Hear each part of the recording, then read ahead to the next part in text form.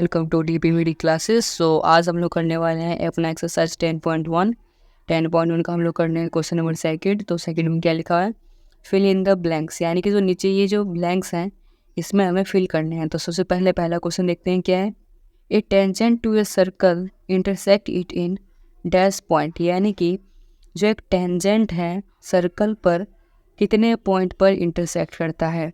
तो इसका आंसर हो जाएगा 1, क्योंकि ये 1 पॉइंट पे इंटरसेक्ट करता है। कैसे, देखो, जैसे एक सर्कल है और एक टेंजेंट है तो ये सिर्फ एक ही पॉइंट पे इंटरसेक्ट करता है, ठीक है। तो इसलिए इसका आंसर हो जाएगा 1। फिर सेकंड है, a line intersecting a circle in 2 points is called. अगर जैसे कोई सर्कल है और कोई लाइन जा रही है और उसको 2 जगह पे इंटरसेक्ट कर रही है तो उसे क्या कहेंगे, उसको कहेंगे सीकेंट, ठीक है। फिर थर्ड है, a circle can have dash parallel tangents at the most, यानी कि एक बार में एक सर्कल के कितने पैरेलल टेंजेंट हो सकते हैं, ज़्यादा से ज़्यादा, ये हमें बताना है।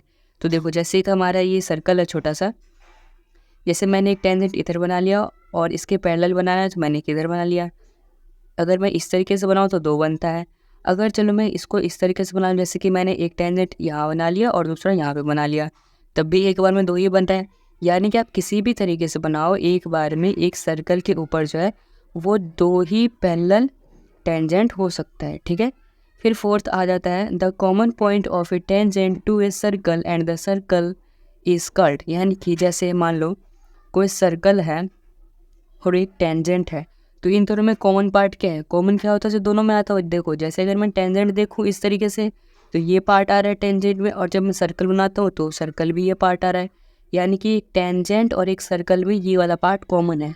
और इस पार्ट को क्या कहते हैं, पॉइंट ऑफ कॉन्टैक्ट। तो उसमें लिख देंगे point of contact, point of contact.